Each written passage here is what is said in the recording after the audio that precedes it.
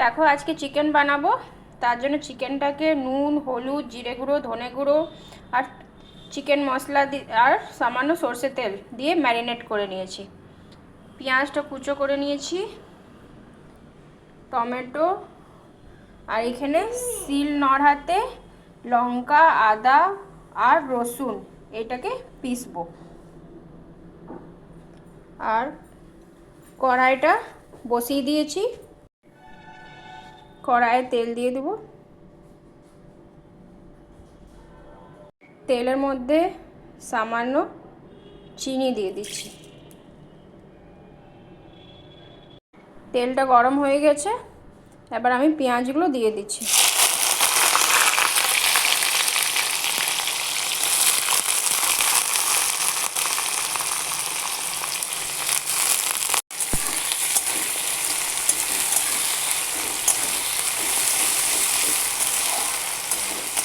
পেঁয়াজটাকে লাল লাল করে ভেজে নেব। পেঁয়াজটা যতক্ষণ ভাজা ভাজা হবে আমি এই মশলাটা পিষে নিচ্ছি। দেখো পেঁয়াজটা লাল লাল হয়ে আসছে।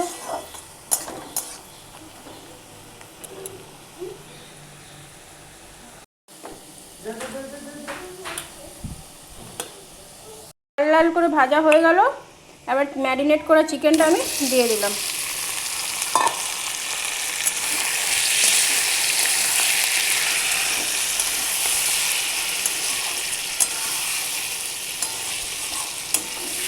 এবার একটা চিকেনটাকে কষে নেব, তার সাথে সাথে এই বেটে রাখলাম মশলাটা দিয়ে দেব।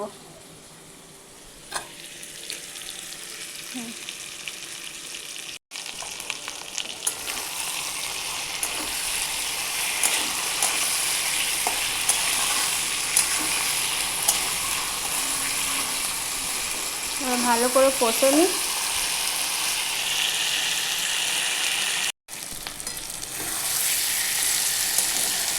দেখো চিকেনটা একটু ভাজা ভাজা হয়ে এসেছে, আরও ভাজতে হবে। টমেটোগুলো আমি দিয়ে দিচ্ছি।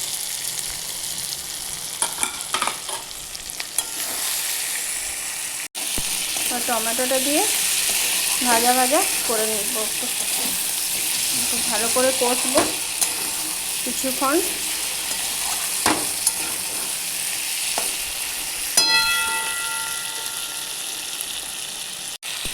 সব মশলাই তো দেওয়া আছে, সব মশলা দিয়ে নিয়ে ম্যারিনেট করেছিলাম, আর কিছু দেওয়ার দরকার নেই। ভালো করে কষবো, তারপরে জল দেব একটু। এই জল চিকেন ম্যারিনেট করে রেখেছিলাম, সেই জলটা একটু ধুয়ে নিয়ে এসে দিয়ে দিলাম।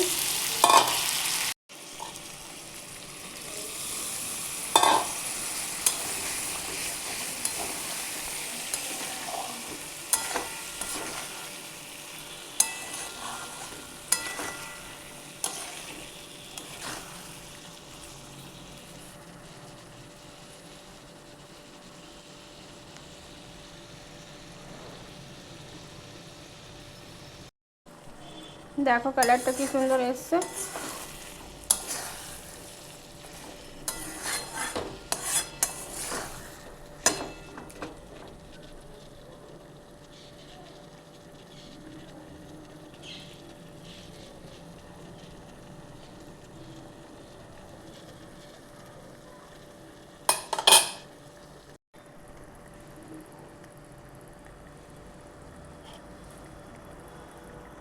দেখো তেল ছেড়ে এসছে, মাংসটা ভালোভাবে কষা হয়ে গেছে।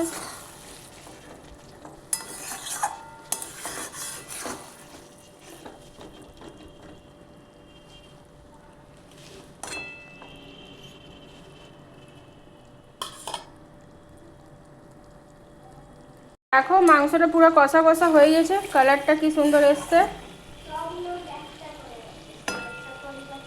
এবার আমি জলটা দিয়ে দেব।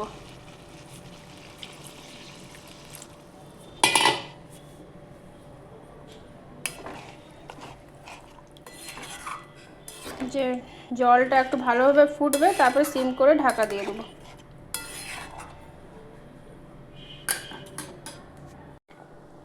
দেখো ভালোভাবে ফুটে আসুক, তারপরে ঢাকা দিয়ে দেবো। একটু এটা চিকেন কারি, একটু ঝোল ঝোল রাখবো। এমনি লুচি, রুটি, পরোটার সাথে তো কষাটাই ভালো লাগে, কিন্তু ভাতের সাথে একটু ঝোল না হলে, গ্রেভিটা না হলে ভালো লাগে না, তাই এর জন্য একটু ঝোল ঝোল রাখবো। দেখো ঝোলটা ফুটে আসছে, এবার আমি ঢাকা দিয়ে দিচ্ছি। দেখো মাংসটা হয়ে গেছে।